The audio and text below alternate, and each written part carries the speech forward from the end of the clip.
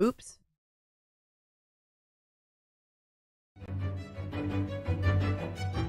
Welcome to J is for Justice podcast. If live breaking news and following true crime is your thing, then please consider subscribing to my channel. And if you like what you see in my videos, please consider giving them a thumbs up.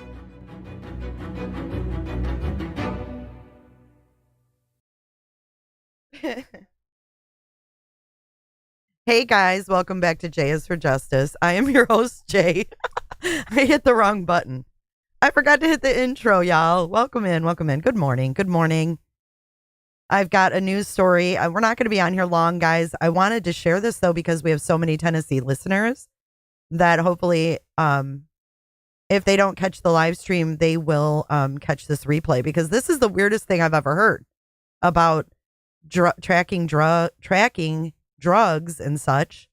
Let me get this screen pulled up here. You guys are going to be like, what?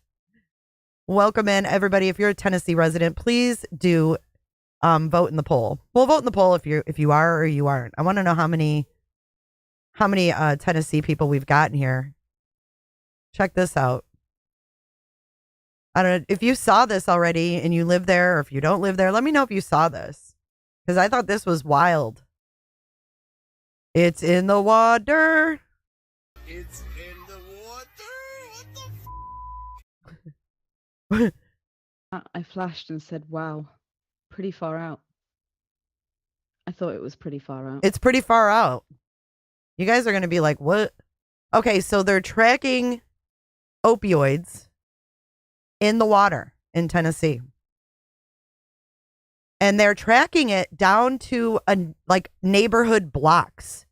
And the TBI is asking for a grant to pay a company to do this.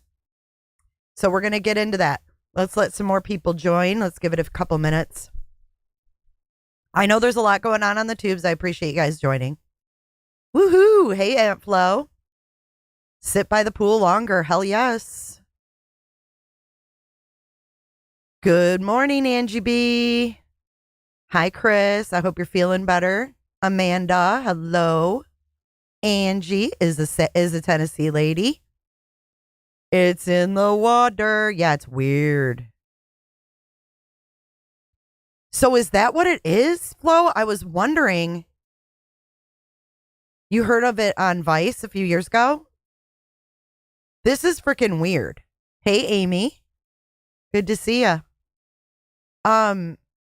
Is it the flushing of the urine? Because I'm like, how are they nailing this down? Because people don't really flush their drugs anymore. Aw, well, I'm happy to wake you up, Amy. Welcome in, everybody. The annual water report's always interesting. So I found an article that said, hi, Island. Oh, I love your picture, Island. I love that. That's awesome. One-Eyed Flo, thank you so much for your $20 super sticker. You're in the money. No pun intended. So this is a surprise live. We're not going to be on here for hours and hours, but let's take a look at this article or this video. It says sewer surveillance coming to Tennessee.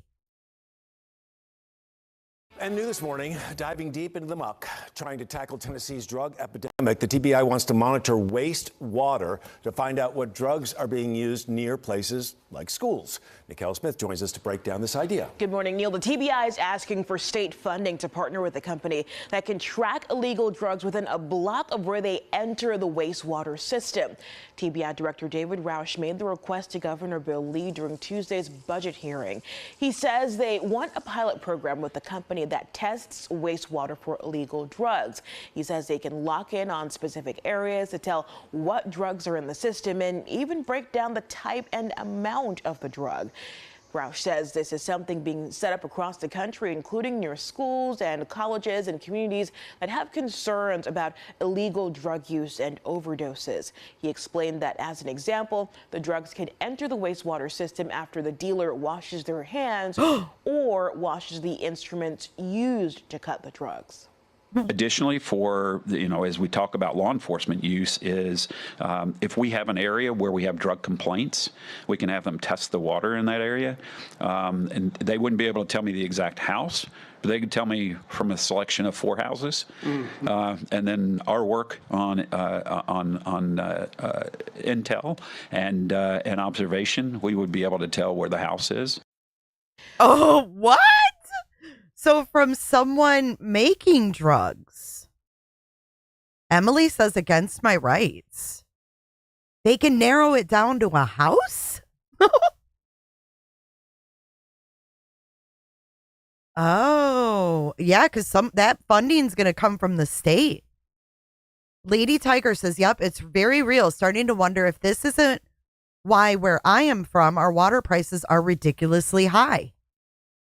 They said they're going to be doing it across the whole country. Tracking wastewater. I'm going off the grid.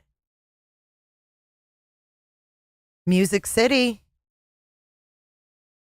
Good morning, Tiff. Yeah, where could this go from here? This is a slippery slope, right? All right, let's keep listening. It's almost over, actually. Roush also went on to say that this could help the schools to educate parents and help them at the TBI to educate the community whether or not there is a drug problem within that student population. Nikki. What? So now they're gonna talk about if there's a drug problem within the student population? I don't know about that. I would need a little more specifics. This is weird. They're talking about schools. That's our kids. Like, what? Let's listen to this again. Let's take all this in again. Tackle Tennessee's drug epidemic. The TBI wants to monitor wastewater to find out what drugs are being used near places like schools. Nicole Smith joins us to break down this idea. Good morning, Neil. The TBI is asking for state funding to partner with a company that can track illegal drugs within a block of where they enter. Okay, so they want a contract with a company. So the TBI is not going to do it. This company is. What company?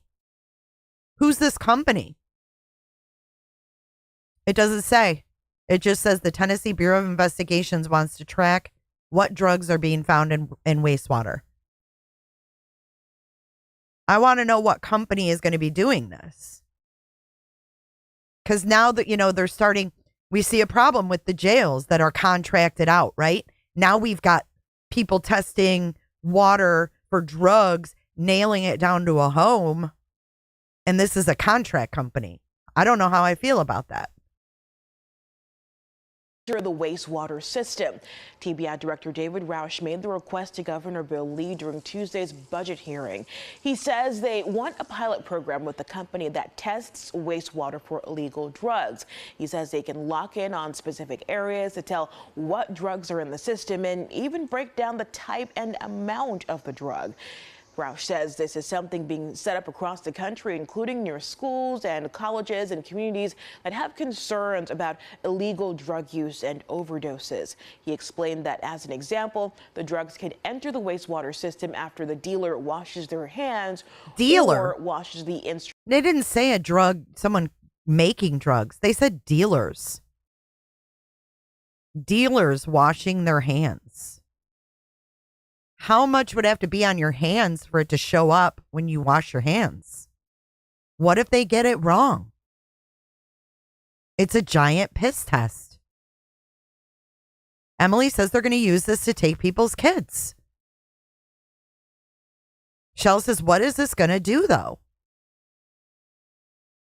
Good morning, Lovey. The state, they want state money. They have all these missing kids and shit. And the TBI wants state money to monitor this. Do you guys think, let's do a poll. We have 81% of you that voted are Tennessee residents. So let's do a poll. Do you think this is state money well spent? Do you think this is state funded money well spent? I mean, I know that meth, fentanyl, and other opioids are a problem. But is this going to help anything? Flint can't get clean water, but let's check the waste for drugs. Now people are going to put chemicals in their plumbing and shit. Oh my God, Kels, you might be right. To try to to counteract that.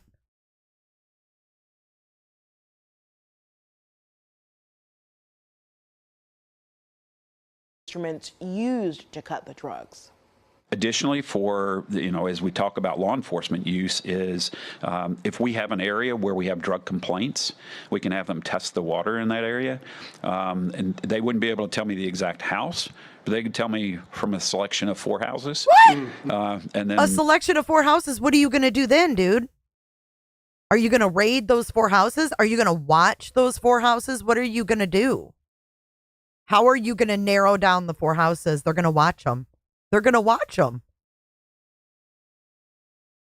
They'd have to.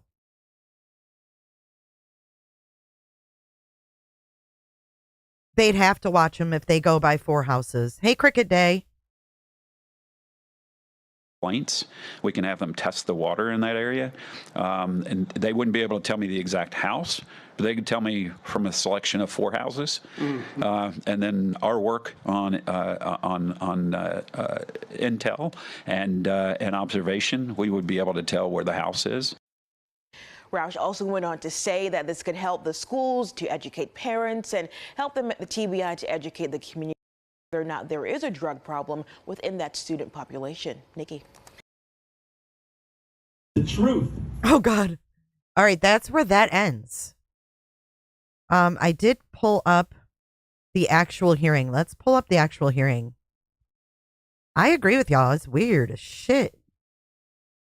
I don't like it. Okay, so here is the hearing from the 8th. I don't know if this is the right one, but this says the TBI 11. Yep, this is the budget hearing for the TBI. Let's listen. Let's listen to what they all say about this.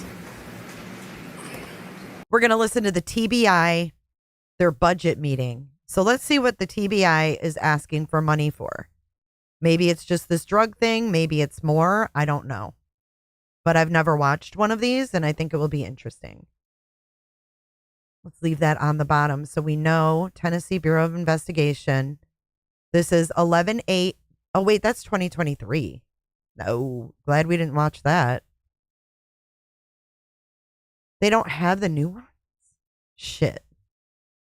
Here's 2024, 2025, but it doesn't have most recent. Such an airhead. I almost played children's services. I bet these are interesting to listen to. Revenue, finance, and administration. Now it doesn't say TBI. Damn it. This 2023 on page 2. Which one do you guys think it would be? We have tourist development, human services, children's services, mental health and substance abuse services, health. Fuck, these are 2023 as well.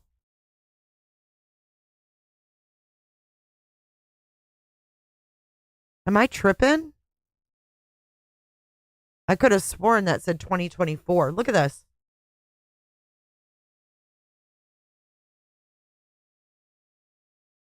No, I'm not in Tennessee. I just saw this and I was like, whoa, this is weird. I want to hear the budget hearing. Finance and administration.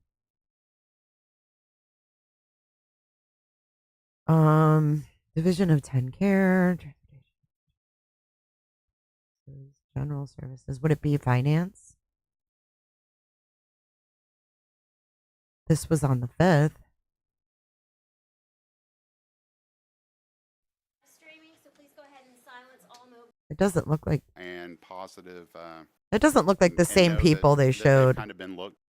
Can we measure that? Even to my initial admonition that we work to not grow personnel cost, if we can provide efficiencies through technology, then that's a balance that we want to move toward. Yes. You think it's under I substance recognize abuse? our customers expect us to have. Sure wish that these were easier to find. This year, our request is 5.9. Doesn't even look like the Bringing in same people. Went from having pain to having panic attacks. It's not the same. These shouldn't be that hard to find.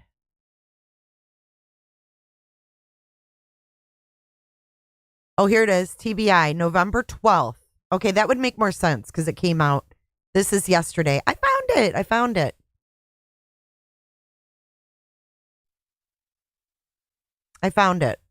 This was yesterday. Budget hearings for the Tennessee Bureau of Investigation, 11/12/2024. I know, Cricket. Not many people watch these, really, if you think about it.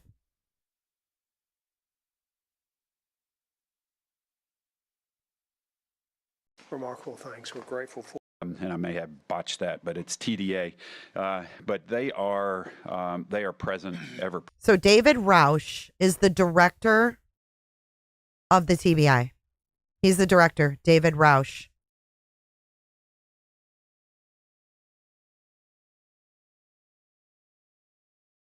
Present, unfortunately, in our country and in Tennessee. And we first saw them a couple years ago where we uncovered a group here in a human trafficking operation. And in that operation, we recognized a number of the members here trafficking females that they have abducted from Venezuela and brought them here. And so we did our operation. We were able to capture a number of them, but many of them fled, and they were out of Tennessee. We had no other sight or sound of them until recently. And when was that? That was 2 years ago. And now what we are seeing is they are back. They are back in all of our major cities. They are running human trafficking operations. That's where they start. But we are now, talking with our peers throughout the country, have learned that they have a pathway to more violence. Second part is they will get engaged in organized retail theft. That becomes their next phase. phase. And so they'll gather these individuals that they bring over illegally and put them out into our shopping areas and steal. And then the next step that they move into is the drug trade. They will and they have taken on the cartel head on. And so they have, and they're very violent in their efforts. Hold on, let's go. They do not hesitate to. Let's go back to the beginning because I don't know who they is. So we need to start from the beginning. Governor, I'm honored to be here representing the Bureau, and as you said, a remarkable organization that does remarkable things.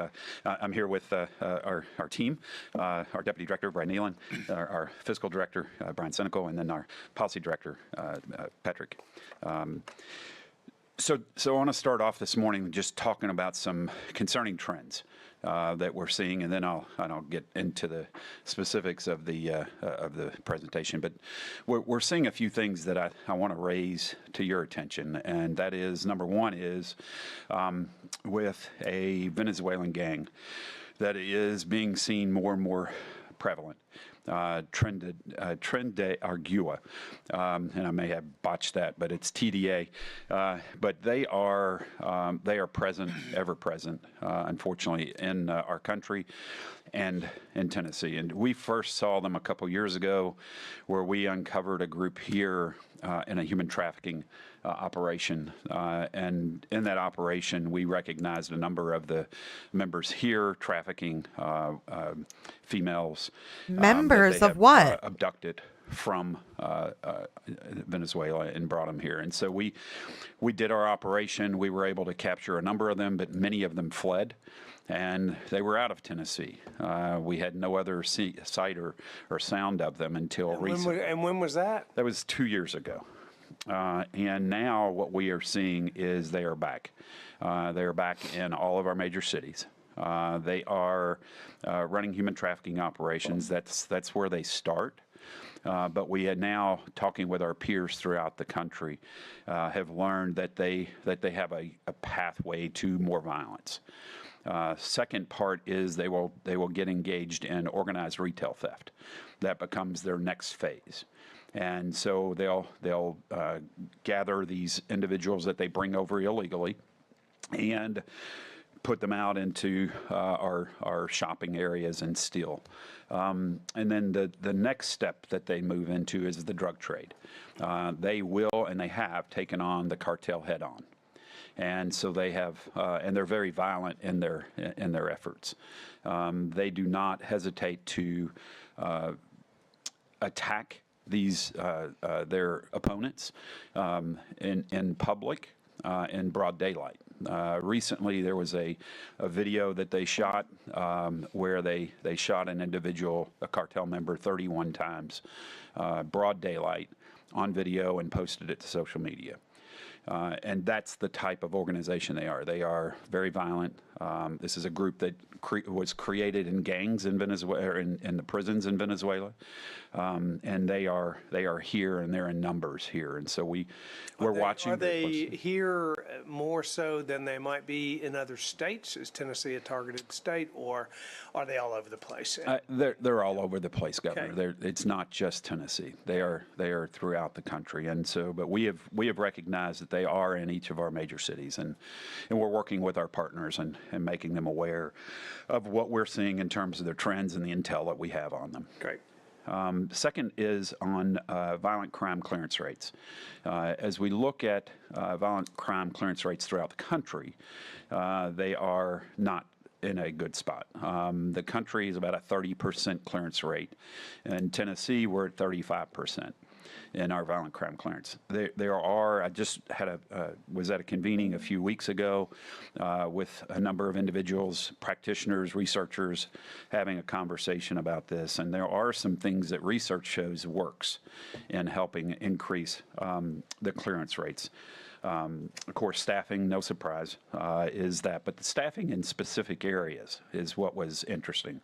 Victim services, staffing in code case, the staffing in intel analysts. Those were some of the highlights of areas where staffing improvements actually have an impact on clearance rates. Additionally, training is another area. Training of investigators is another key piece to impact clearance rates. And then the third was technology. which is another area that that has improved and continues to bring forward very possible ways of clearing crime, violent crime. And then the last was swift and certain punishment. Those were the key talking points as we were discussing what can we do to improve clearance rates in the violent crime arena. So, And is clearance rate? If Me you had too. to Me choose a too, metric Island. to move the needle on lowering violent crime, what is it? Really, Marie? yeah, I think that the metric would be prosecution and clearance. So clearance is an interesting number when you look at it, Governor. So there are a lot of ways to clear a case. What we look for, and that's not included in these broad numbers, and we're digging into these, but I think showing prosecution is the way that you actually impact the violent crime rate. And so what we need to look at and what we're looking at is these cases determine how have they been cleared, and how can we increase those prosecution rates, because that tells you if a case has worked well. Okay, so if you're just joining, we're digging into the fact that the TBI asked yesterday at this budget meeting that we're hearing for grant money from from Tennessee to track drugs in the water system and nailing it down to 4 houses in a neighborhood who are leaving this residue in the water. They also, so this would be state funded. I don't know how they're going to narrow it down from the 4 houses. So that's what we're wanting more details. So we're listening to this meeting from yesterday.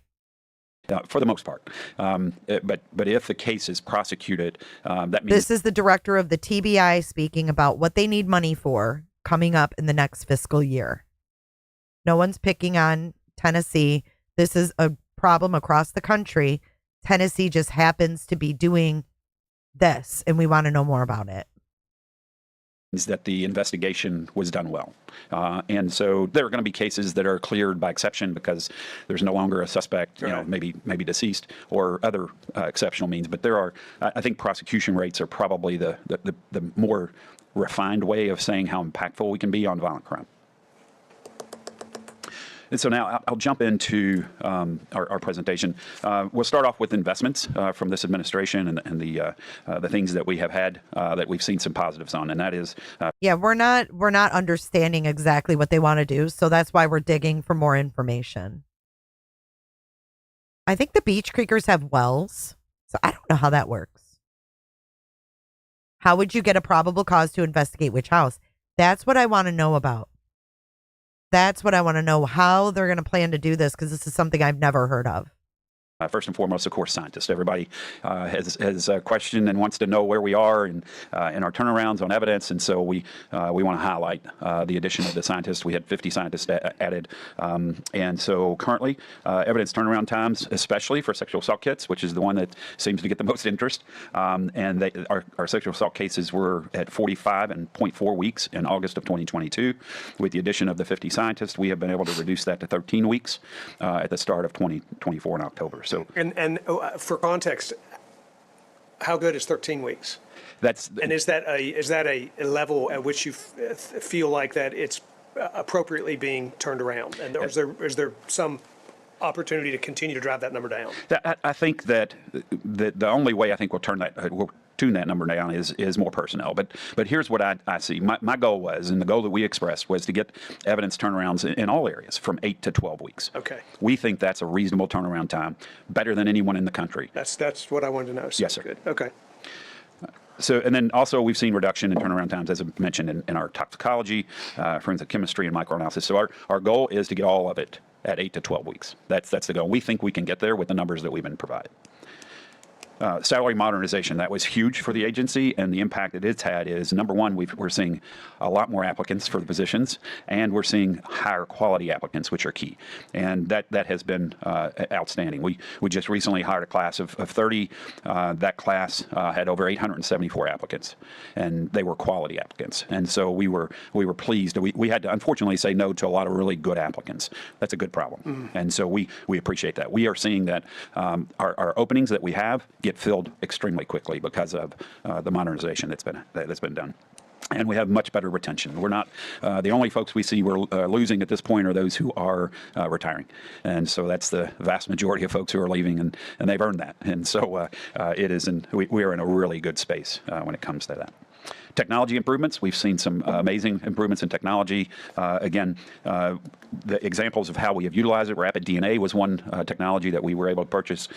We utilized it in the East Tennessee floods, and what it's allowed us to do is to be able to quickly identify those victims that were discovered up there. And so it became a great tool for us to utilize. And then our aviation unit, our camera system, and our downlink system that has been set up. It also became a great tool during the floods. I was able to sit in my office and watch the assessment of the area to be able to see the devastation from the office, from the downlink. So it was very helpful. We've also used them in operations and crime operations in Memphis and here in Metro Nashville.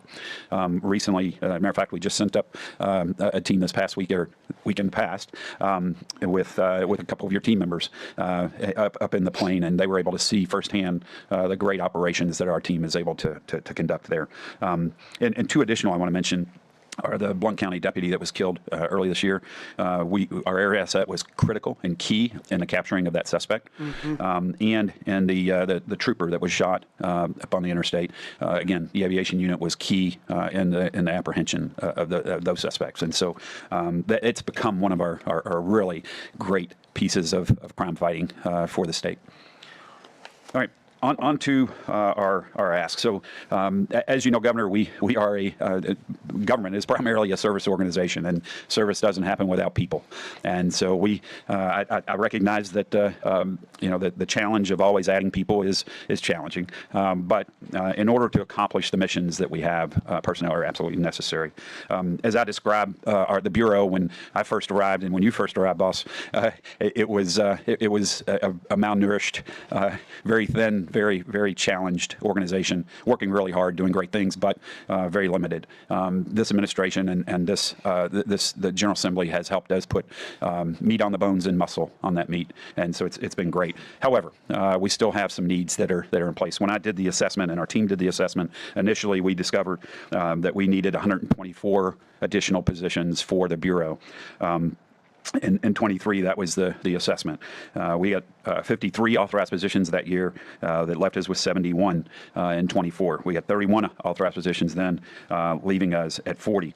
And then there were some additional identified positions as a result of some executive orders and some grants and additional pieces. And so 47 was the request, and we got 18 in that last budget. And so we're coming to you with our base request of 29 positions in this, and then we have some additional what we call opportunity positions that will address some of the challenges that I mentioned in terms of being able to clear crimes in Tennessee.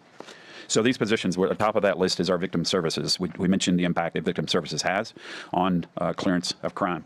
We have a significant gap that the Bureau fills when it comes to victim services. So what happens is a crime occurs, and until there's a suspect identified and charged, victim services don't step in most of our cases.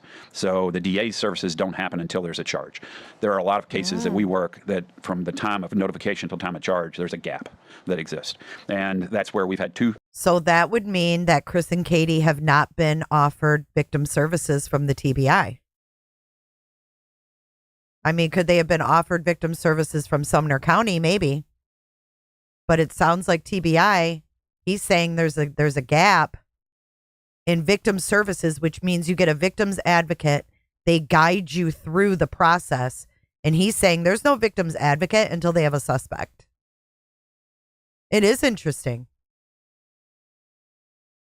Victim services personnel working to fill that gap. They do amazing work. Two people? In setting up services as well as connect. And that's where we've had two victim services personnel working to fill that gap.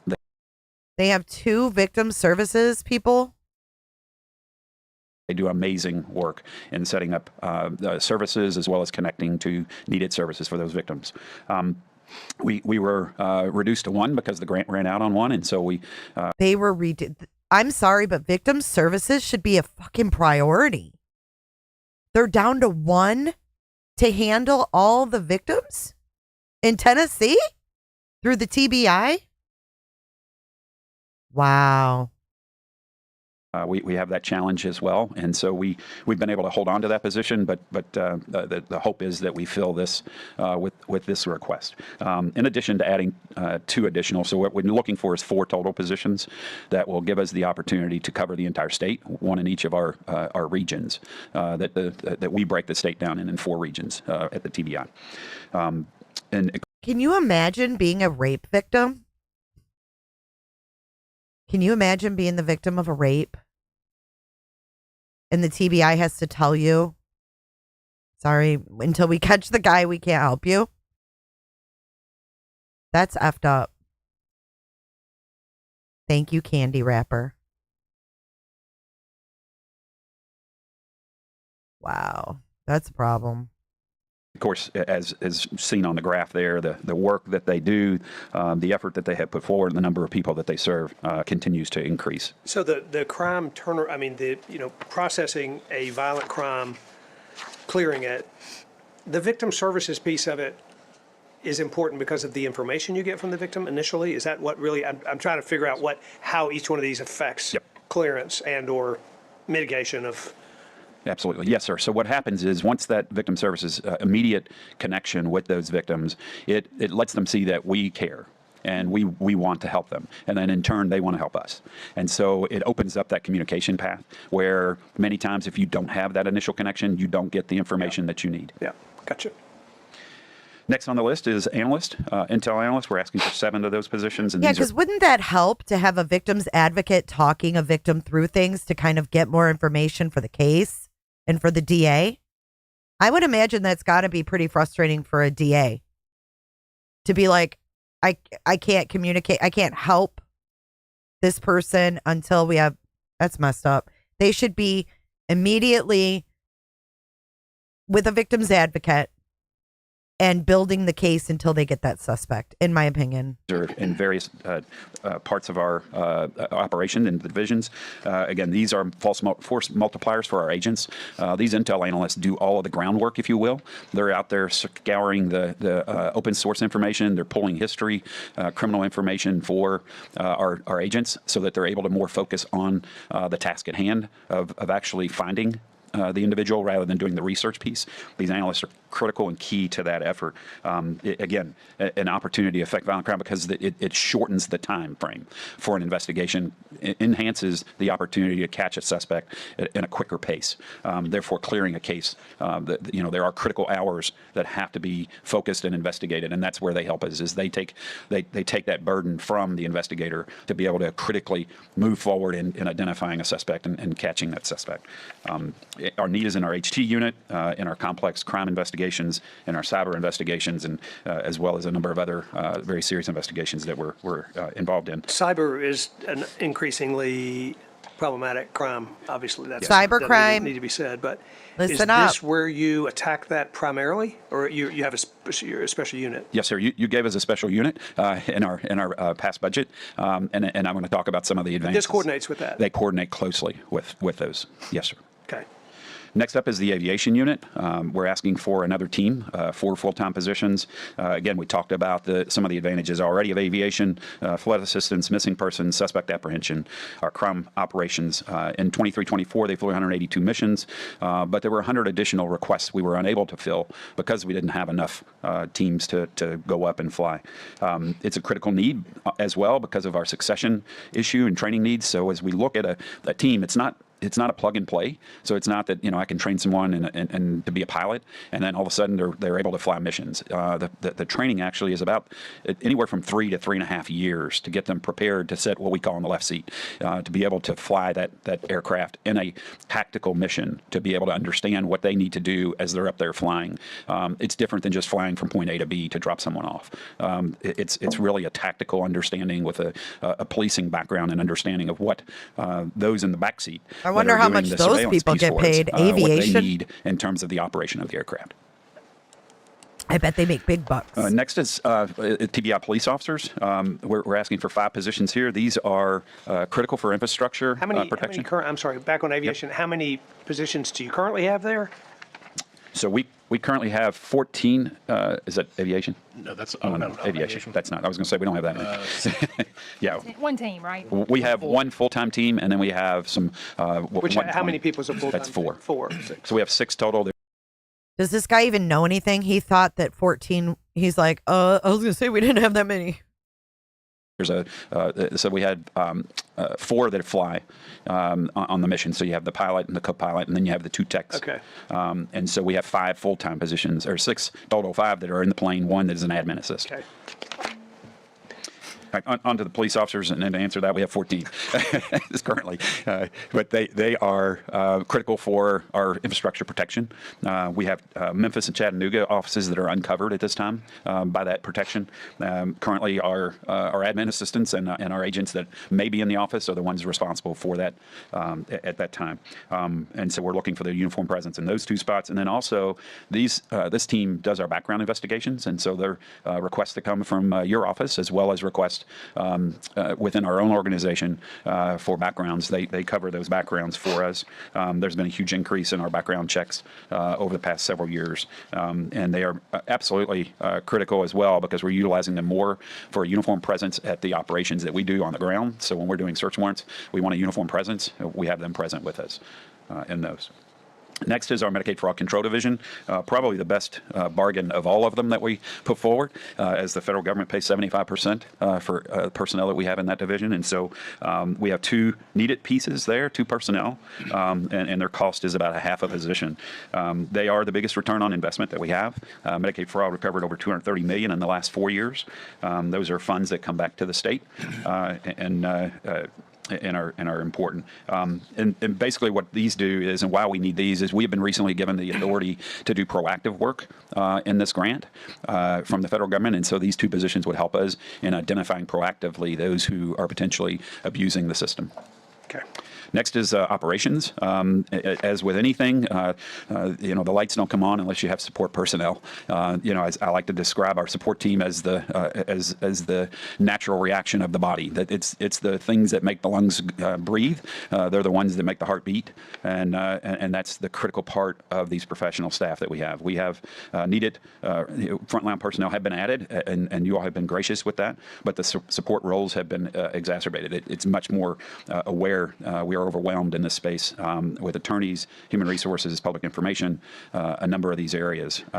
Attorney strain, we've seen open records requests coming in at an increase of over 400% since 2019, and we have 1 person doing those requests, and so need is there certainly. And then we've had more increased contract work. Of course, don't need to mention to you, Governor, the SOR lawsuits that we've been under, and many of those legal concerns. HR, again, human resources, we've seen a 40% increase in our personnel since 2018, and that brings additional work into our human resources area. And then next on that list is our one-time equipment and supplies request. We're asking for network security improvements, increased digital storage. We are out of digital storage space. It's becoming the biggest issue we've had because of the cases more and more engaged with digital networks. They're out of storage space? Equipment to help us detect fentanyl. Okay, we're getting to the equipment to detect fentanyl. Did he just say they're out of digital storage space? What?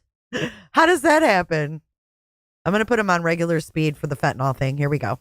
Which is, of course, the biggest scourge we have in our drug fight. And then simultaneously, it lessens the lab strain. What they do is with this device, it's an MX908 device. What we've been doing with that device is pre-identifying these drugs that keep them from having to go into a testing situation, and the courts are accepting it as a preliminary finding on the drugs that are being recovered. Then we have a list of opportunities that we've identified. First on that opportunity list is our code case unit. We have right now currently 1 individual assigned a code case, and he is doing absolutely amazing work. He's funded through federal funds for testing, but not staffing. We're paying his staffing, and he's been doing some outstanding operations. We've seen our unidentified cases where we had unidentified remains. He has cleared almost all of those. We're close to clearing all of those now, and through this work with genetic genealogy investigations, and so it's been very, very impactful. We have over 400 code cases at the Bureau itself, and so this would help us clear those cases. And then additionally, as we are a resource organization to the state for our local policing, it would allow us the opportunity to help local policing as well in clearing code cases that are existing throughout the state. Next is on drug investigations in our rural areas. Hollywood. We're asking for 10 positions to help in that area. Our drug agents have seized record amounts of fentanyl and methamphetamine during the past fiscal year. We know that those primarily are from our larger metropolitan areas. However, we know that they are devastating our rural communities as well. And so this will give us an opportunity to put more eyes and efforts into our rural communities. That's where our current gaps exist.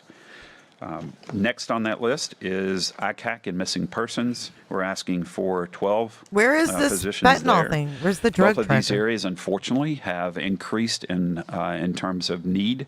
More and more cases are being brought to us on missing persons, as well as the internet crimes against children. We cover the areas throughout the state where there aren't ICAC operations through local policing, and so we carry the vast majority of the ICAC cases, the internet crimes against children cases, and we've not added anyone to that area since that has started in Tennessee. And so, when was that?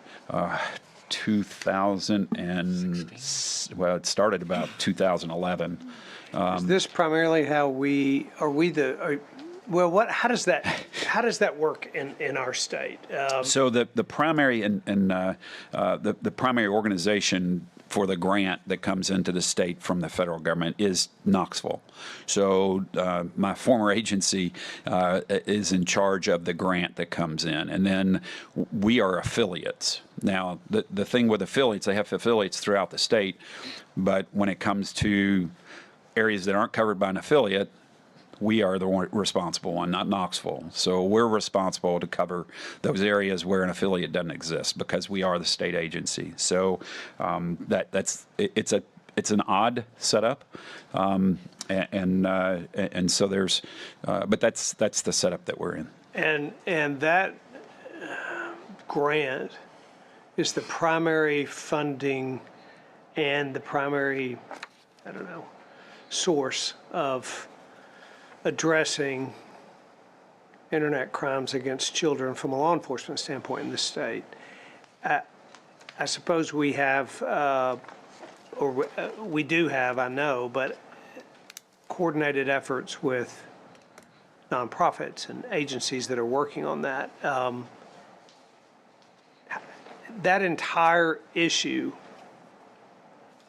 is liable to be increasing, right? I mean, that is an increasing problem as just technology and the internet and those kinds of crimes increase.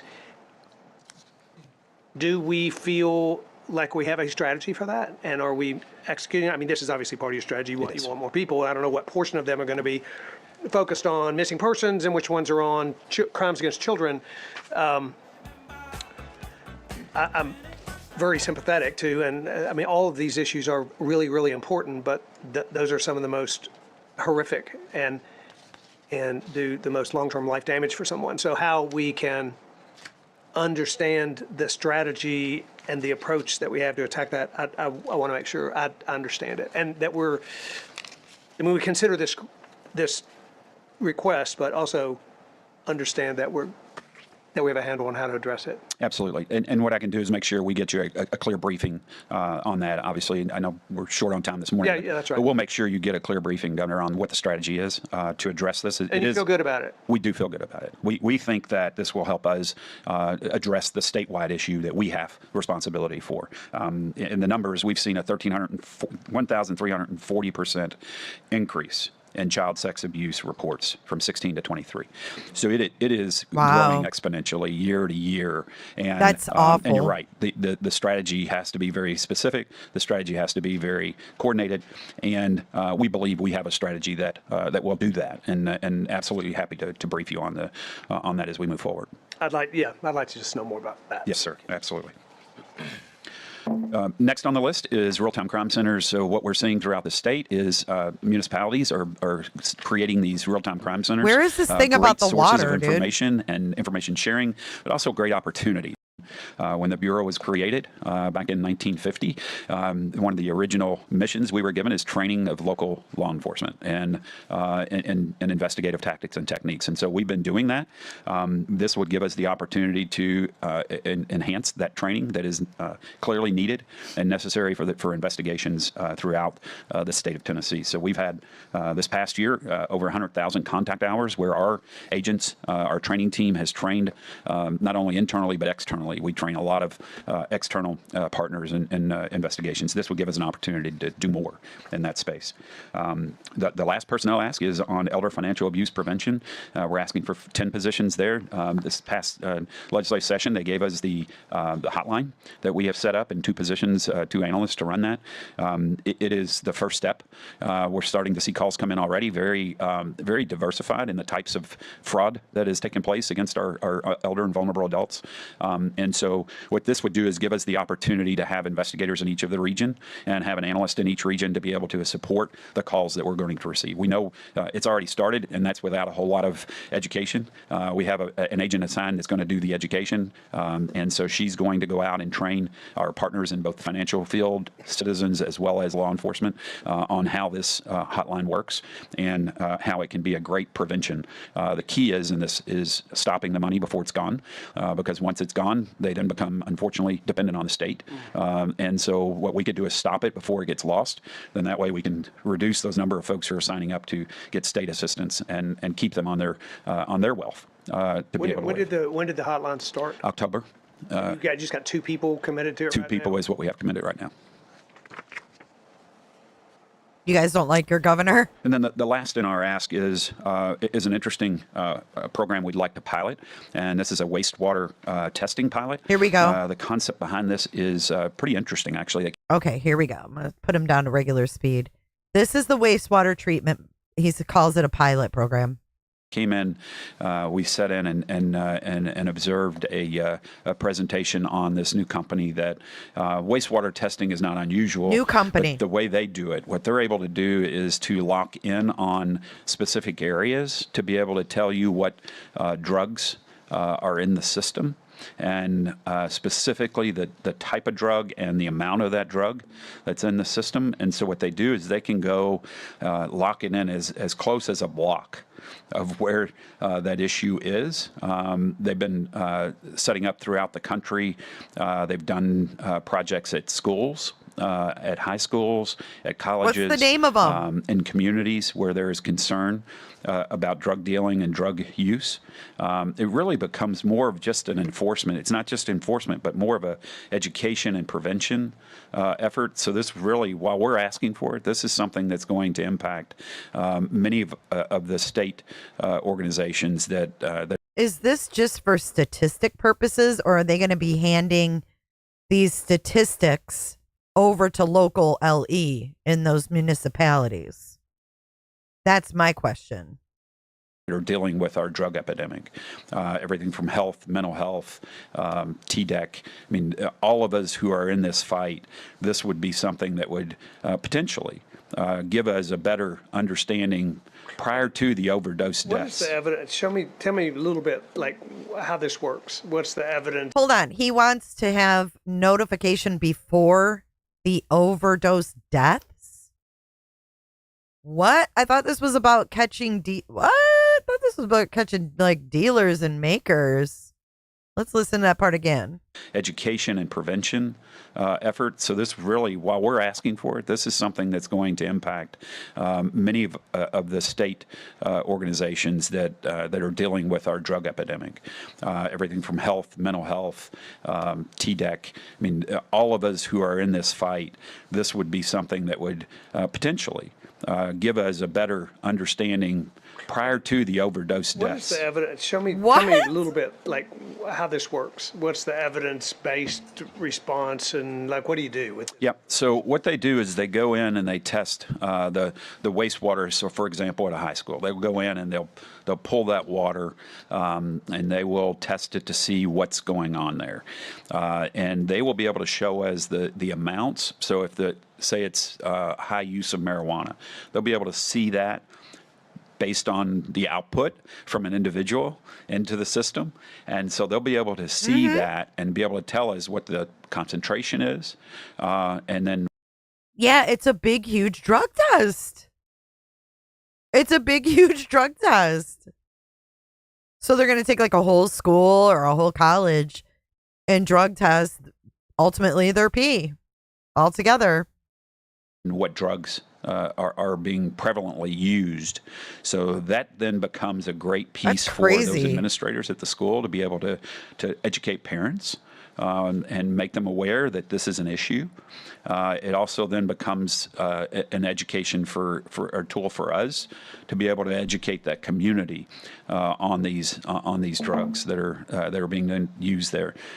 Additionally, for, as we talk about law enforcement use, is if we have an area where we have drug complaints, we can have them test the water in that area. What? And they wouldn't be able to tell me the exact house, but they could tell me from a selection of 4 houses. Look how happy he is about that too. Oh my God. Who's the mean mugger at the end of the aisle there, or the end of the table? Can't see his name tag. Say what? High schools? These are minors. A minor. How do we know? The teachers use those systems too. The teachers. Think about it. Think about the employees of the colleges. Are they really looking at just the kids? Are they? Oh, that's weird. That is weird. Right. I don't do drugs, but I don't want to get targeted for something I'm not doing either. On children. Yeah. How about we go to workplaces? How about we go to the TBI and fucking test their pee? How about that? Nash, trying to bring us back down to earth. But what if we went and tested the TBI's pee? I know some of y'all don't like it. Okay, let's do a new poll.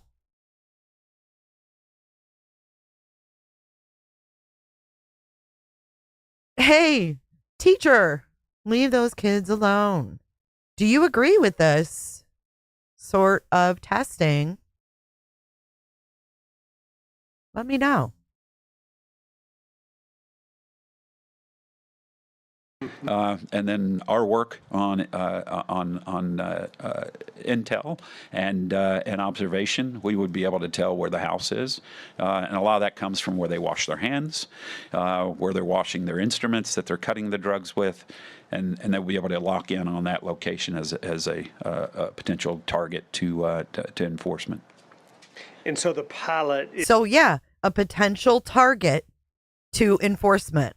So they're going. So they're going to turn this over to an investigator. That's what it sounds like to me. Listen. And observation, we would be able to tell where the house is. And a lot of that comes from where they wash their hands, where they're washing their instruments that they're cutting the drugs with, and they'll be able to lock in on that location as a potential target to enforcement. And so the pilot is, what does the pilot look like? So the pilot would be done in the Knoxville area. Let me pull that up. I had the details on that. That's crazy, Nash.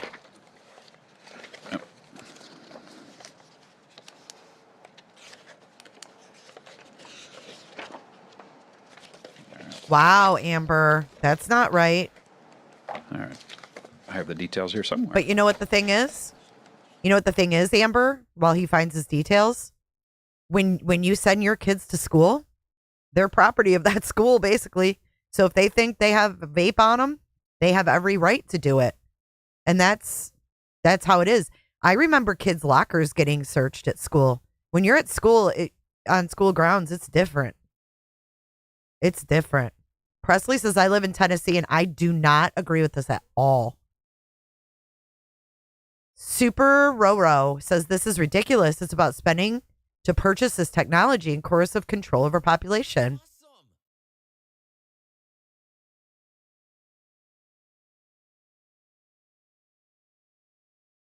Yes, lady. I did find the article. We'll go over it.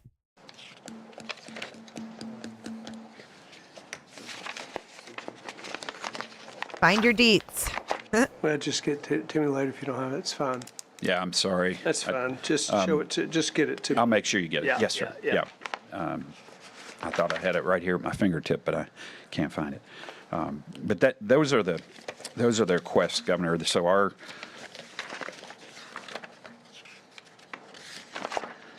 as we look at the dollar amounts for the request, so the total request that we're asking for increase, recurring, $10,517,200. Non-recurring cost, $11,097,100, and then 209.6 is federal, with a total of 21,823.9, with 76 positions total request.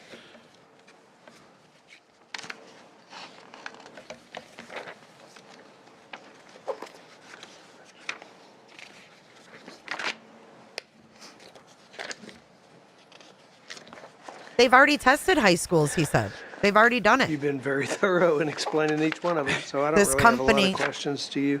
Oh, he's trying to let him off the hook because he can't find his deeds. But they've done this in other high schools, this company, which has yet to be named. Have anything? Just real quick, the VOCA funding, the decrease there, how much was that? Directly for that, so I think only like 140. I think it was 140,000 roughly. Yeah, It was 140,000. Governor, and just going off memory, I think it roughly for the bureau, the portion of ours was very small on the VOCA funding. I think it was about 140,000 that affected the bureau directly.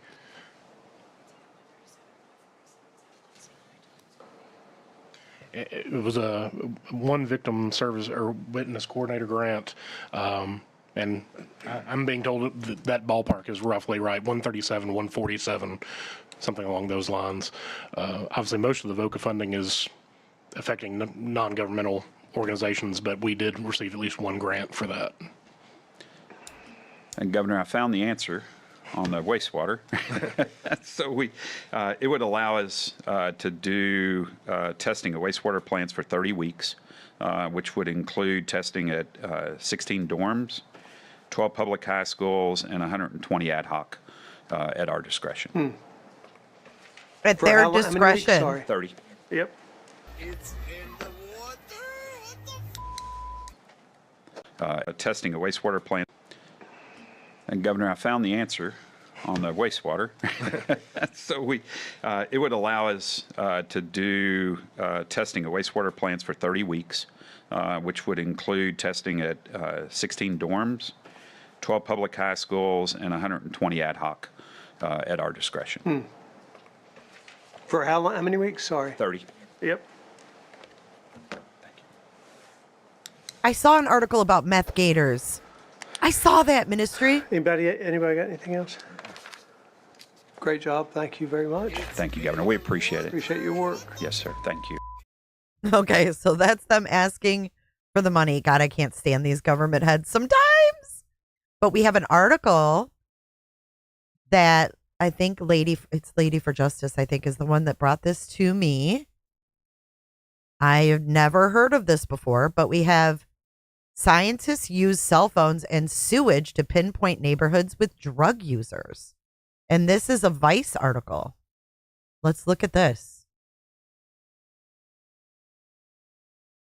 Let's look at this.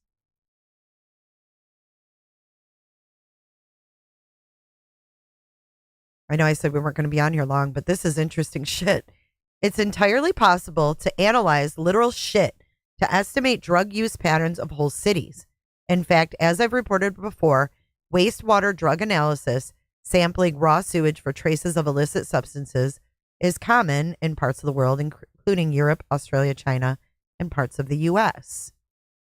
But one of the biggest blind spots in this research is accurately estimating real-time population size. In statistics, this is known as censoring. After all, the citizenry of a city like London can wildly vary due to factors like tourism and commuting. How do you know whose cocaine-soaked urine comes from whom? A new study from the Norwegian Institute for Water Research. Have you noticed that Norwegians come up with a lot of new stuff for us? It's always Norwegia. Suggests using mobile phone trace data to accurately peg population drug use. In other words, tracking cell phone pings and correlating them with how much MDMA is in the sewage. Cellular network connection counts can provide anonymized information on the movement patterns of individuals within a defined area.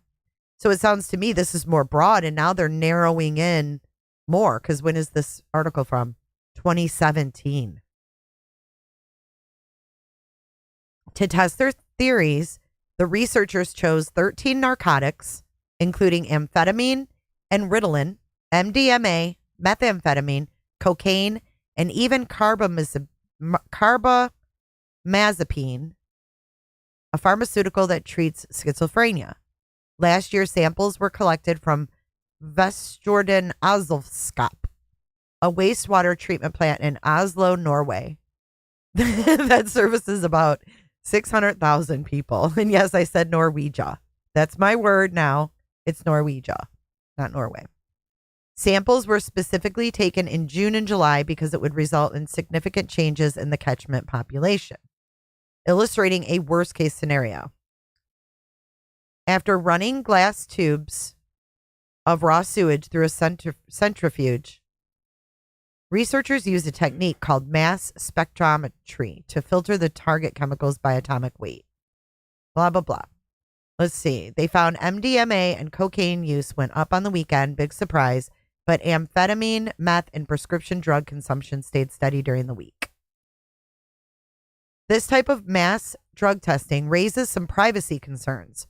Consider that New Zealand's wastewater analysis programs worked closely with police, while in Australia, officials choose regions to test welfare recipients by first analyzing their sewage. Wastewater testing even allowed law enforcement in Australia to work backwards, discovering an MDMA lab worth between $10 and $20 million. Combining, and get these resistant leggings, by the way, combining wastewater drug analysis with cell phone data may raise even more privacy concerns. Although the Norwegian researchers say they hid info relating to base stations providing a single count per geographical region, and that data sets were stripped of all possible identifiers that could be used to trace back to the end user. So you have to trust that they're going to keep your shit private. But what if this info wasn't hidden? As this research grows in popularity, especially using government-run cell phone towers, there could be more profound consequences for what scientists discover. Sure seems like we've come a long way since 2017. This is more broad. Now it's like way more defined. So I want to see what you guys think in this poll.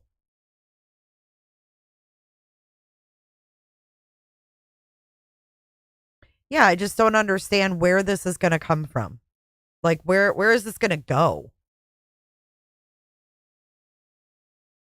I feel like it's overreaching too. I don't like it because, okay, so they narrow it down. Let's talk about this for a second. They narrow it down to 4 houses. If it's only one house that's guilty, there's 3 houses that are going to be under surveillance. I don't like that. So just because, you know, my neighbor 2 doors down could be selling drugs,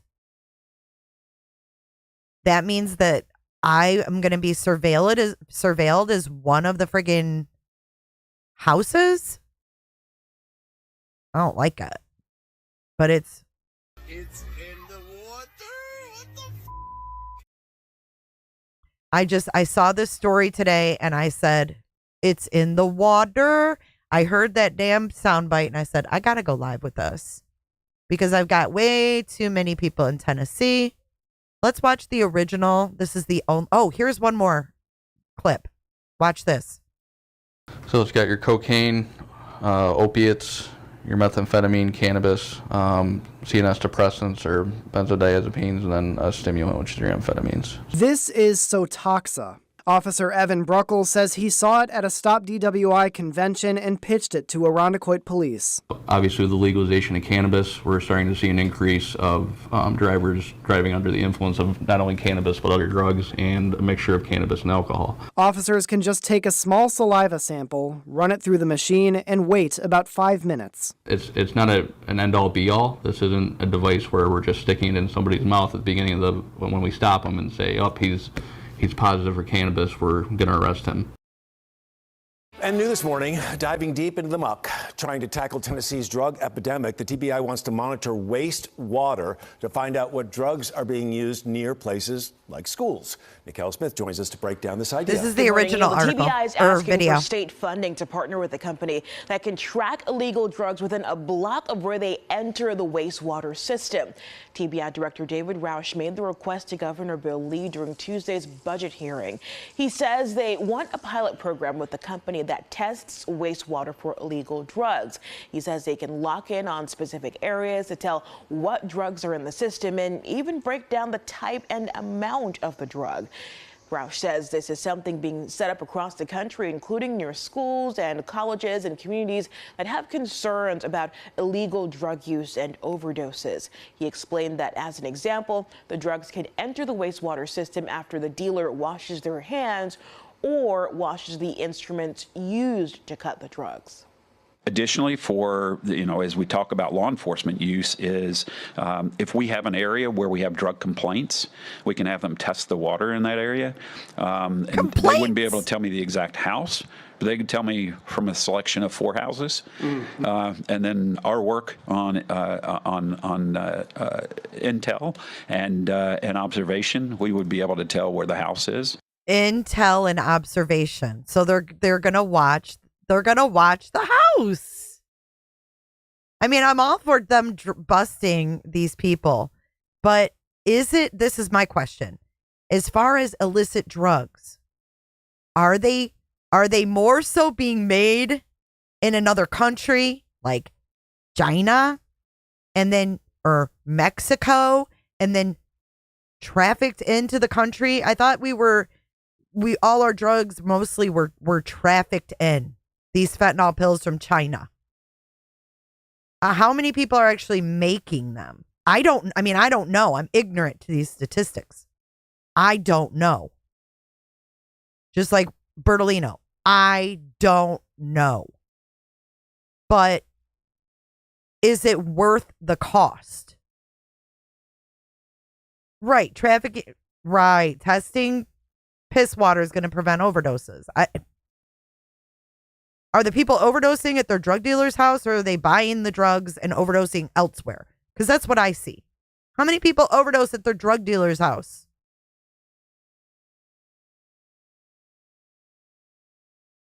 I don't get it.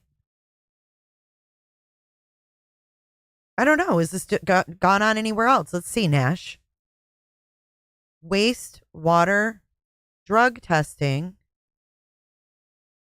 America. Wastewater-based epidemiology, WBE, is an evolving discipline that analyzes wastewater samples to detect drugs and metabolites, to estimate drug consumption in a certain community.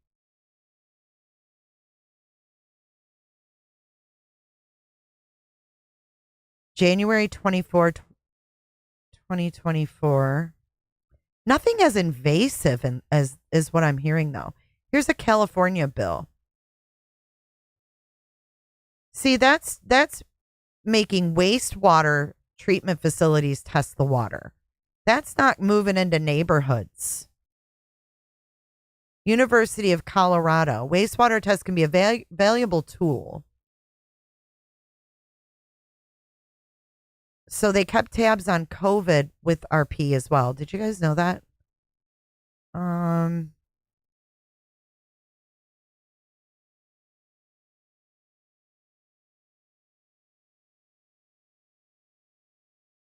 Yeah, they're talking about doing this as a community. This is different. This is like breaking it down to within 4 houses. Look at this. New Mexico. New Mexico is one of the very first states in the U.S. to have started Hey, drug Rainbow. testing its public schools' wastewater for a range of opioids and stimulants. A Wall Street Journal report looks into some. Oh my God. Listen, this is the dumbest thing I've ever heard. Stimulants? How many effing kids are on Adderall these days? Hey, Maylee. How many kids are on stimulants these days? How could this ever be accurate at a high school when we're feeding these kids Ritalin and frickin' Adderall? The kids that are in high school right now have been fed Ritalin and Adderall since they were 6. If they were rambunctious boys, they were given Ritalin and Adderall. So now they're testing high schools for stimulants.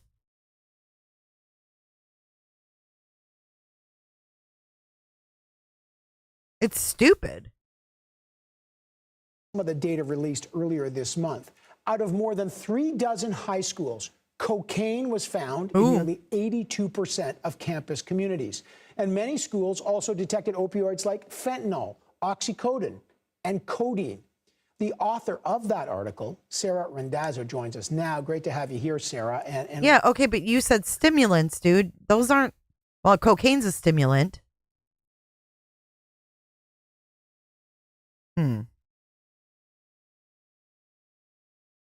This is pretty shocking. All I got to say is if there's high school kids doing cocaine, they got too much money in their pockets. The fuck? Talk to us about this wastewater testing technique and how does it work? How common is this?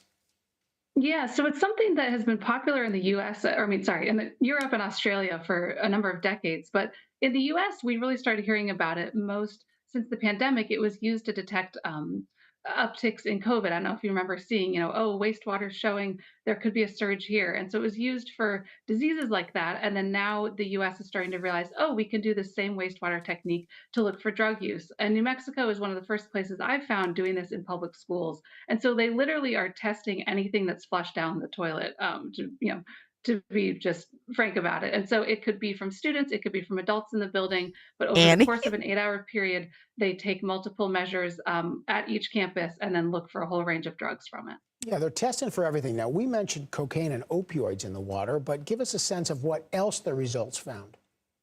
Yeah, so the cocaine use was surprising, and they're trying to keep in mind that it could be from teachers or staff as well as students. But even so, you don't want to see cocaine in 80% of campuses either way.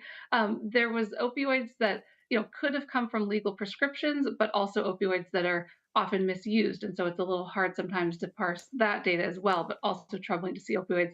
Fentanyl in particular showed up and I believe it was 9 of the 38 initial campuses. Heroin didn't show up anywhere, which they found encouraging. And then methamphetamines also popped up in most schools and a majority of the schools, but that also could come from ADHD medication as well as things like crystal meth. So, there's a lot to parse in the data, but it's showing a high presence of drugs in a lot of these public high school campuses. Yeah, really high. And obviously, Lovey, I'm with you. Very unsettling. So how will these results help schools deal with this situation? Yeah, so I spoke with some school leaders. Most of these initial schools were around Albuquerque. So I spoke with the leader of the Albuquerque Public Schools, and he said, yes, we know we have a drug problem. We catch kids with drugs in the bathroom. We've seen it in surveys. So this is kind of another data point we can use state public health officials are saying this should be a wake-up call. This should initiate more conversations. So essentially, there's two things they can do with it. They can beef up, education programs in terms of trying to do drug prevention, and then they can also use it, hopefully, at the state level to create better treatment facilities. Some of the school leaders said, we're a school, we can say, here's how we can help and educate you. But if someone needs treatment for drug addiction, they have to send them elsewhere. And so they're hoping this data could be used to create. They can't just poll the kids anonymously or something relatively cheaper. I mean, they really need to be this invasive testing the water that comes out of high schools. That seems really fucking weird. That seems like a lot of trouble to go into getting some data that they could probably get another way.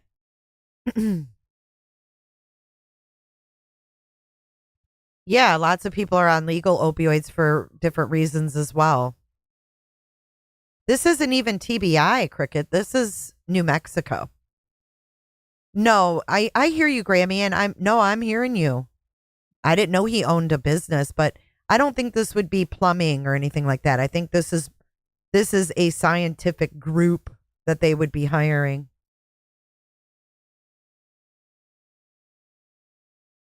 Right, drug dogs. That's what they used to do. If they suspected someone in my high school had drugs, they brought the drug dogs into the school and had them sniff. Aqua Hearts, you think it's a great idea. Can you tell us why? Because you seem to be the only one that really thinks it's a great idea, Aqua. I'd be curious why you think that. Counselors talking? Right. I mean, don't you think they could do like an anonymous poll with kids? Somehow? I don't know. Just seems a little silly. Yeah, they're contracting it out. But, a lot of our prisons are contracted out now, too. And that's been a huge debacle. Probably to give some friends a damn job. And I agree with you, Levy. Start at the top. Start testing our politicians, our higher government officials for drugs. Let's do that first.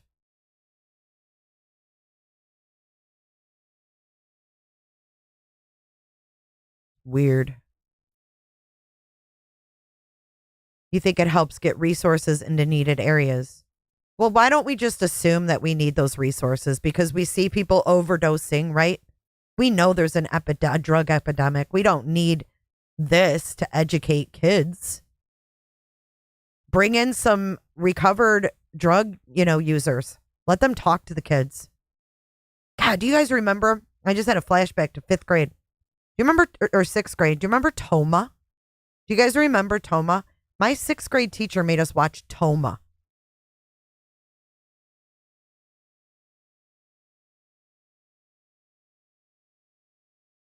Let me see if I can find TOMA. Do you guys remember TOMA? They probably don't even have it on here. TOMA, right here. I'm anxious for you to meet this special guest lecturer today. He's a man whom I promise you, students. This is from 1986. My 6th grade teacher made us listen to TOMA. Thank you, Kels. They still have the DARE program that dares them to try it. So stupid. Okay, listen, this is a high school that TOMA was at. You are never, ever going to forget. Listen David to TOMA. Is a former boxing champ in the Marines, professional baseball player, and police officer. David TOMA. 16 years he fought the mob as a detective on the vice, gambling, and narcotics squad in Newark, New Jersey. TOMA has been shot, stabbed, and hospitalized more than 30 times for every injury imaginable. And 2 television series have been based on him. TOMA and Beretta. And now it is my pleasure to bring you not the actor, but the real man who has lived this incredible life. David TOMA. I'm dead ass serious. I watched this in 6th grade. Hey, Ganja. want all of you to listen to me very closely this morning. I just come back from a high school 4 days ago.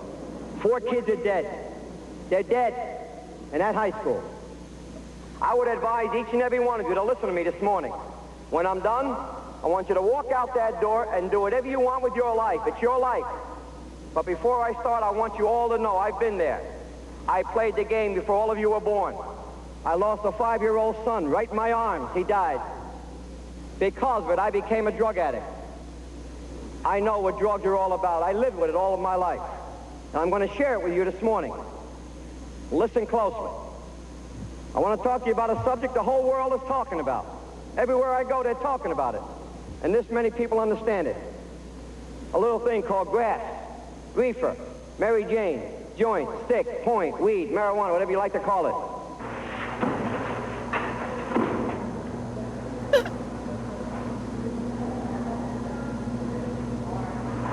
This is my drug education, guys, from 6th grade. I got kids every day tell me they can't think anymore.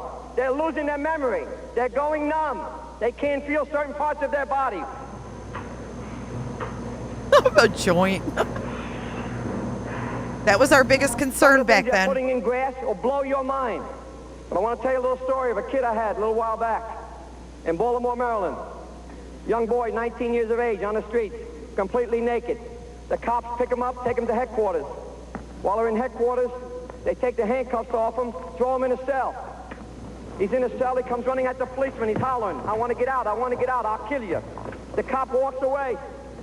A few minutes later, the captain on the desk says to the policeman, go find out why that kid is screaming at the top of his lungs. The cop goes back, and he said, Dave, I was sick. That boy was out on the streets before he got locked up, smoked a joint, somebody laced it with dust. When the cop got back to that cell, the kid had his right hands on the bars like this, shaking the bars like this, shaking them. And with his left hand, he took both his eyeballs right out. What?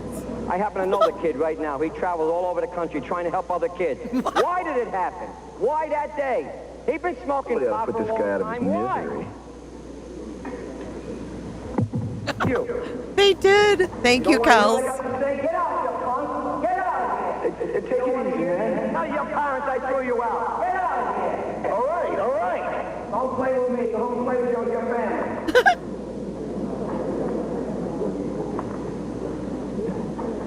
Some of you kids sitting here, that ain't funny.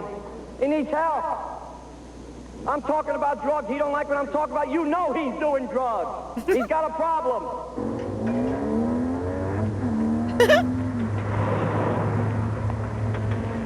Yeah, Jimbo, done. Yeah, no problem. It was good. It's good stuff. Thanks. I was calling because I think I'm going to take you up on the blow. On the blow. Yeah. Oh, we're stepping it up. No problem. I can probably sell 3 grams at school. Yeah. Thank you, Rainbow. Okay, same place? Cool. What time? Cool. I'll be there. Bye.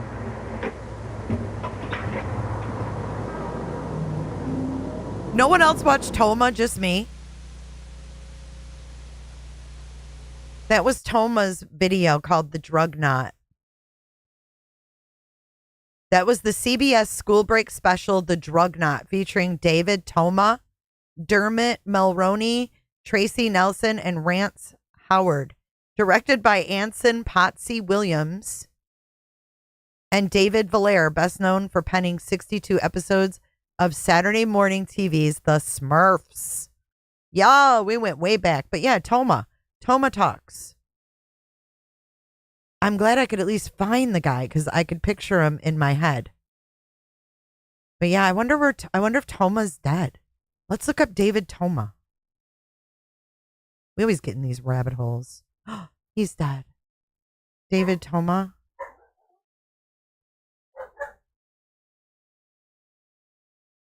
David TOMA. Oh my God, he was my dad's age. He was born in 1933 as a former police officer whose undercover work and battles with his superiors became the basis of the television series TOMA, which ran on ABC from 1973 to 1974. Wow, I was 1. He was born and raised in Newark, New Jersey as the youngest of 12 children. He was in the U.S. Marine Corps as a drill instructor. He joined the Newark Police Department for 21 years. He moved up to narcotics detective. He was frustrated with minor criminals being frequently arrested, while the big-time criminals who ran the illegal operations were unaffected. TOMA started going undercover, often using disguises in order to better observe major league crooks. While higher-ups in the department objected to his techniques, he succeeded in amassing a significant record of arrests. He wrote a book based on his 20 years of experience as a police officer, but was unsuccessful in finding a publisher. Wow, nowadays you can publish yourself. His demonstration of quick change disguises on the Mike Douglas show led to his book being picked up. Oh, he did get it. And it led to a television series based on his exploits. In his review of the show, the New York Times described Toma's groundbreaking role as a loner, openly distrustful of the competence and honesty of his fellow police officers. The show was canceled and resurrected in part as Beretta with Robert Blake. He was the first Beretta. In 1977, producer Bob Roberts and Transworld Attractions developed a film based on his career. Wow. For decades after retiring from the police department, Toma lectured high school and college students on the dangers of alcohol and other drugs. This is the guy I got my drug education from. Maybe we need to go back to this. Quit testing the water and bring Dave Toma back. He focused on his own personal experiences as a drug addict, which began after his 5-year-old son, David Jr., died in a choking accident.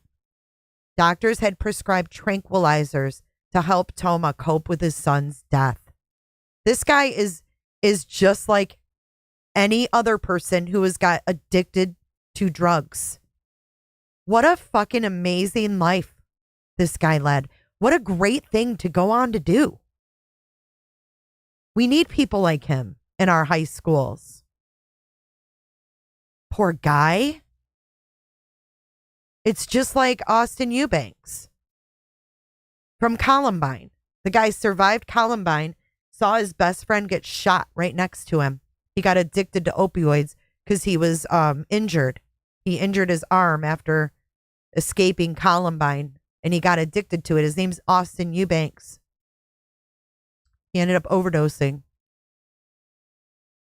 Sad as fuck. To date, he has lectured thousands of students and continues to this day. So this is not updated. He and his wife, Pat, are residents of Clark, New Jersey. He has kids. They have 4 children, son Jimmy, daughters Patricia Ann, Donna, and Janice. So he does have kids out there. I would love to talk to his kids. I mean, how neat is that? Like, look at him. Look at Toma. The dude's honestly awesome, right? I love him. God bless you, David Toma. He had cancer. Famed detective David Toma turned to Rahway Regional Cancer Center in cancer battle. Through speaking engagements and appearances, the Clark, New Jersey native has helped save the lives of thousands and positively impact millions more around the globe. However, when a recent cancer diagnosis put his helping hands in jeopardy, the search for a savior of his own began. Toma said, I visited several doctors and one would tell me to go here and the next would say, don't go here, go there. And the bottom line was none of them were able to help me. So I started doing my own investigation and questioned several people about their experiences battling cancer. One conversation in particular stuck with the man who at his peak was referred to as the greatest cop alive. No wonder Mrs. Emmett loved him. Mrs. Emmett was my 6th grade teacher, though. Hats off to Mrs. Emmett.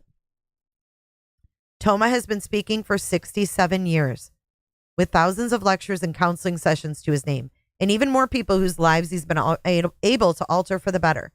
It's his gift and passion, he says. Carp and Rahway Regional Cancer Center team has helped allow him to continue.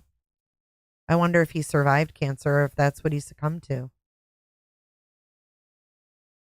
I don't know. Sad. He'd be in his 90s, though, if he was alive. Pretty cool story, guys. Thanks for sticking around. Kind of took me back to my childhood a little bit. Yeah, they're not checking for weed anymore, Betty. That was back in the 80s. In the 80s, though, they had a different stance. They thought that weed was the gateway drug. You know, we've evolved. We've evolved with a lot of things. We've evolved with, you know, marijuana use being, you know, for medicine. And the drugs have gotten harder. I don't know anybody in my class. I didn't have any friends that did pills. No way. No way. All right. Well, thank you guys. I'm going to wrap this up. Thank you. It was a really great stream that ended up, you know what? That really makes me feel good. Going out. I got some TOMA, and 73% of you do not agree with this sort of testing that we went over today. 26% of you say it's okay. I just think there's a way to bring resources back into the community without, I mean, that's got to cost massive amount of money. I really can't with that. No, and nor should you, Betty. Right. No one should drink and drive or smoke and drive, even though I've never seen an accident caused by a smoker. But you guys enjoy the rest of your afternoon. Please hit that like button and consider subscribing and becoming a member of the channel. Let's roll our credits. Thank you guys for being here. Moderators, you are amazing as usual. We got the best mods on YouTube for sure. Let's roll our credits, dance this one out. Until then, I'll see you in the next one.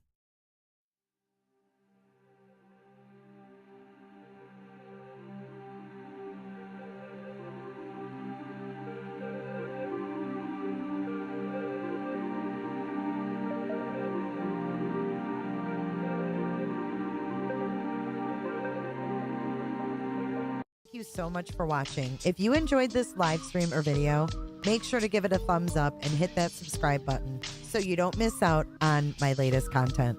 Want to take it a step further? Bring it all in. And join our community clickers by becoming a Patreon or a YouTube member.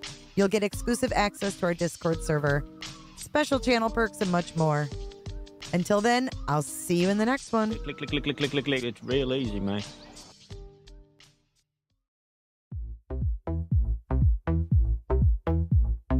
I don't give a damn. I don't really care about you and your problems. I don't give a damn. You talk way too much. I have heard enough about you and your problems. I don't give a damn. I don't give a damn. I don't give a damn. I don't give a damn. I don't give a damn. You wanna be with me. You wanna feel something real, but I'm feeling differently. You're making plans to get to friends, but don't wanna face the fact that I ain't got time, I ain't got time for that. Staying up late, sleeping all day, dreaming about Cadillacs. Buying new shoes, hanging by the pool, sipping on Coke and Jack. Calling my phone when you feel alone, but I'll never call you back. 'Cause I ain't got time, I ain't got time for that. I don't give a damn, I don't really care about you and your problems. I don't give a damn. You talk way too much. I have heard enough about you and your problems. I don't give a damn. I don't give a damn. I don't give a damn. I don't give a damn. I don't give a damn. You're mad at me for not giving you comfort. You say that I'm away so much and now you don't feel the way you felt when we were younger. But that's okay for me, 'cause I don't give a damn.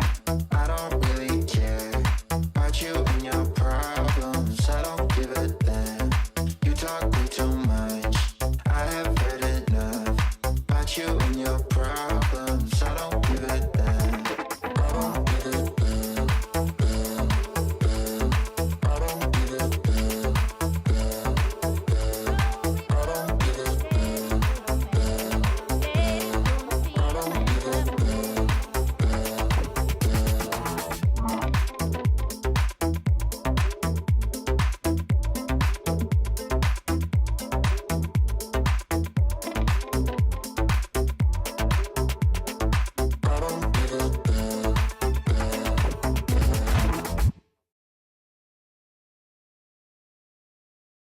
guys want one Jennifer or two Jennifer? Thanks so much, Jennifer. Jennifer loves horses.